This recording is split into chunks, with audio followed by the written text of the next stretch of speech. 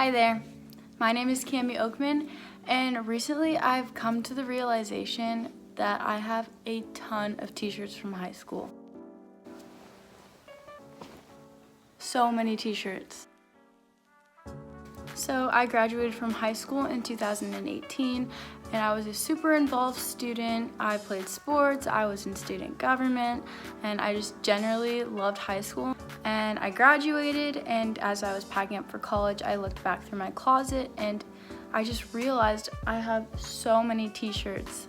I looked into the process of donations, and I learned that only 10% of clothing that's donated to thrift shops actually gets put up for resale, and that means that the rest of them end up in our landfills.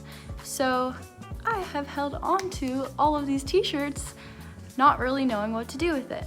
But recently I applied to an organization called Fashion Revolution USA, and I was accepted as a student ambassador. And what I do in this position is learn all about the fashion industry and textile waste and use the resources that I'm given to spread this really important message. So since becoming this ambassador, the social and environmental implications of the fashion industry, I'm constantly thinking about ways that I can alleviate them. And they also just shed light on really how big of a problem this is. So I didn't know about any of this stuff in high school, probably explaining how I was able to compile so many t-shirts.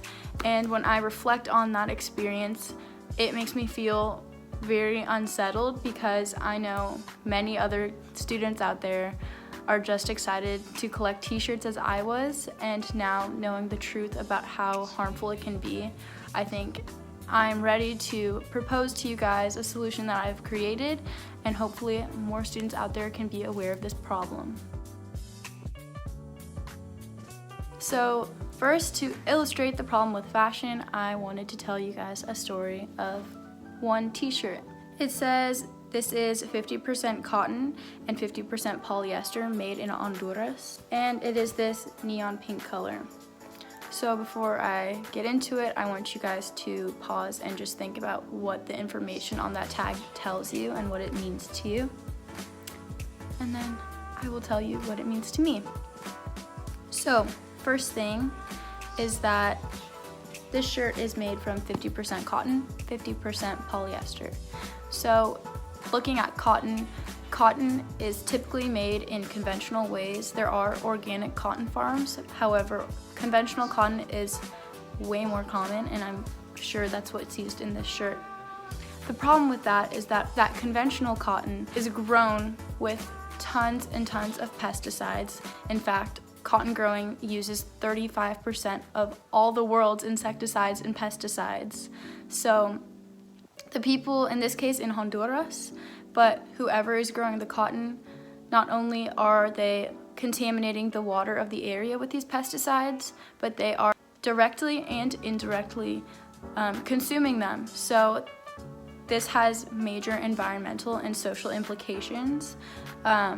Clearly the water is polluted and unable for the people to drink. So when people ingest these pesticides, it causes horrible skin irritation, potential fatal diseases, and can even cause birth defects. Not to mention, it can take up to 2,700 liters of water to make just one cotton t-shirt. So not only is water being contaminated, but it's being wasted irresponsibly. The other material listed in this t-shirt is polyester, and 80% of all clothing is made from polyester.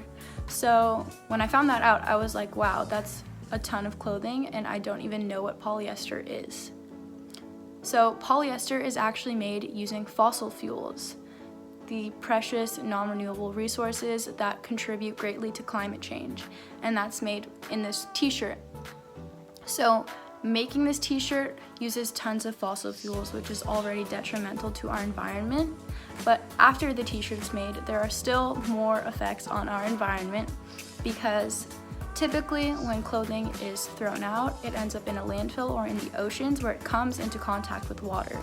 And when polyester comes into contact with water, it releases little pieces of plastic called microplastics, which pollute marine habitats, killing marine wildlife and polluting our oceans. Lastly, not to mention, this t-shirt is neon pink, which is not a natural color, which tells me